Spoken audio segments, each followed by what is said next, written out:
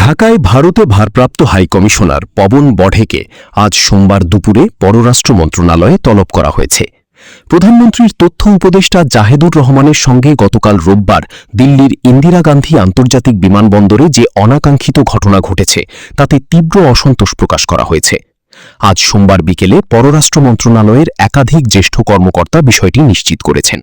এর আগে দুপুরে পররাষ্ট্র মন্ত্রণালয়ে সাংবাদিকদের প্রশ্নের উত্তরে পররাষ্ট্রমন্ত্রী খলিলুর রহমান বলেছেন, দিল্লির ঘটনাটি অনাকাঙ্ক্ষিত। এটা একটা অনাকাঙ্ক্ষিত ঘটনা, আপনি যেটা বললেন দুঃখজনক বটে। এই বিষয়ে পররাষ্ট্র মন্ত্রণালয় যথোপযুক্ত ব্যবস্থা নিচ্ছে এবং আজকে দিন শেষে আমরা এই বিষয়ে আপনাদেরকে জানাবো।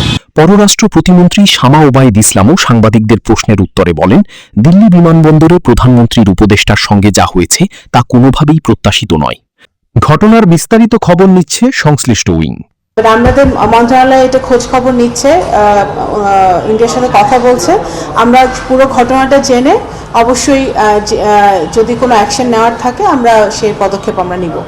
আগে তো আমাদের মিনিস্ট্রি, আমাদের রেসপেক্টিভ ডিজি এটা জানতে হবে ঘটনাটা কি ঘটেছে, ভারতের ইমিগ্রেশনে কি হয়েছে সেটা আমাদের ডিজি আগে জানুক, সব ইনফরমেশন নেই, তারপরে যেই আমাদের যে পদক্ষেপ নেওয়া সেটা মন্ত্রণালয় থেকে নেওয়া হবে।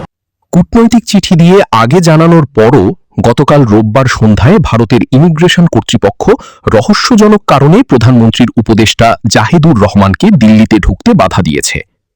পরে উচ্চমহলের নির্দেশে অনুমতি দেওয়া হলেও প্রধানমন্ত্রীর উপদেষ্টা দিল্লিতে না গিয়ে কলম্বো হয়ে আজ দুপুরে ঢাকায় ফিরেছেন। আজ সোমবার থেকে দিল্লিতে ইন্ডিয়ান ওশান রিম অ্যাসোসিয়েশনের IORA এর জ্যেষ্ঠ কর্মকর্তাদের 2 দিনের বৈঠক শুরু হবার কথা। সেখানে বাংলাদেশ প্রতিনিধি দলের নেতা হিসেবে উপদেষ্টার অংশ নেওয়ার কথা ছিল।